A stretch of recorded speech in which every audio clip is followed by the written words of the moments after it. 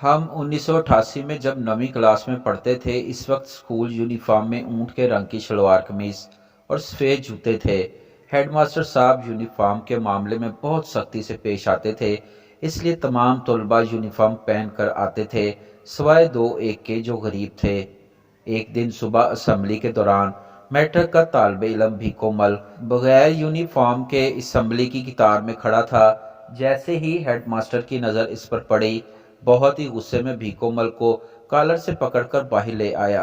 Headmaster का गुस्सा देखते हुए भीकोमल जोर जोर से कहने लगा, साईं मेरी बात सुने, मेरी बात सुने। मेरा बाप बासुमल गरीब आदमी है, वो मुझे कहाँ से यूनिफॉर्म और जूते लेकर देगा।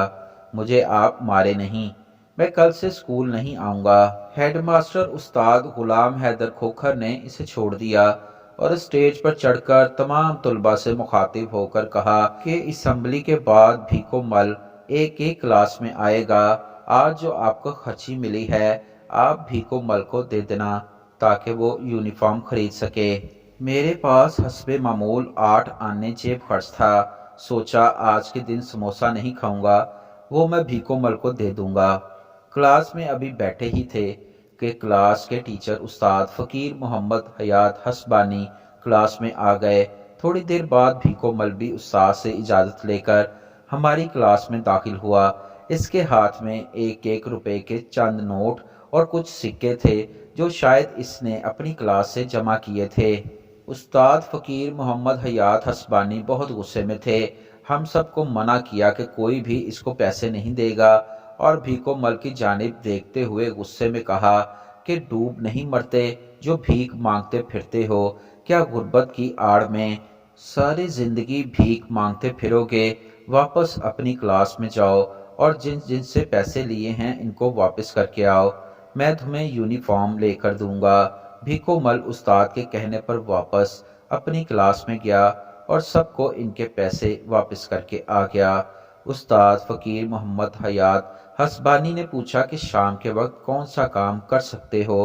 भीकोमल ने जवाब दिया कि मेरा बाप मोची है, मैं बूट पॉलिश करना और जूतों की मरम्मत का काम कर सकता हूँ, मगर मेरे पास सामान खरीदने के लिए पैसे नहीं हैं। उस्ताद ने पूछा कितने पैसे चाहिए होंगे।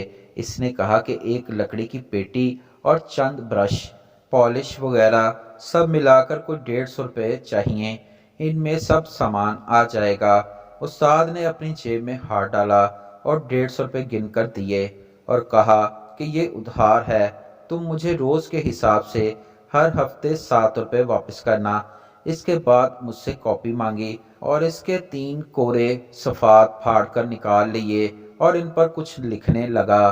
तीनों चिट्ठियां भीकोमल को देते हुए कहा, एक चिट्ठी रशीद पंजाबी को देना, वो तुम्हें कपड़ा देगा और तुम्हें 1 रुपये रोज़ाना के हिसाब से इसका कर्ज वापस करना है। दूसरी चिट्ठी खालक मंगी को देना, वो तुझे नए जूते देगा, इसे भी 1 रुपये रोज़ के हिसाब से कर्ज वापस करना है। ये तीसरी चिट्ठी यूसुफ दर्जी को देना, वो तुम्हें यूनिफॉर्म सी कर देगा, इसे भी 1 रुपये रोज़ाना देने हैं।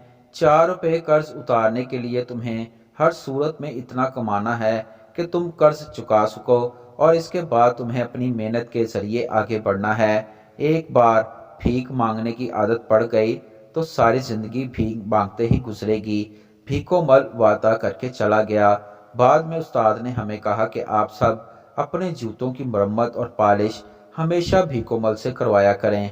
वक्त तेजी से गुजर गया। 12 साल पलक झपकते गुजर गए। 1999 में हाई स्कूल करुंडी में 10वीं क्लास के तलबा की अलविदाई पार्टी हो रही थी। उस्तादों के साथ शहर के मुअज़्ज़िज़ीन को भी दावत थी।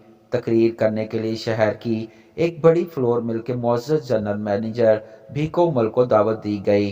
काटन के सूट में मलबूस, माथे पर रीबेन का चश्मा रखे अपनी तकरीर में इसी स्कूल में पेश आए। 1988 का किस्सा सुनाते हुए सारों कतार रोते हुए स्टेज पर बैठे अपने उस्ताद फ़कीर मोहम्मद हयात हसबानी के पैरों को छूते हुए बताया कि किस तरह एक कामिल उस्ताद ने मुझे भीख मांगने से बचाया और मेहनत का सबक दिया।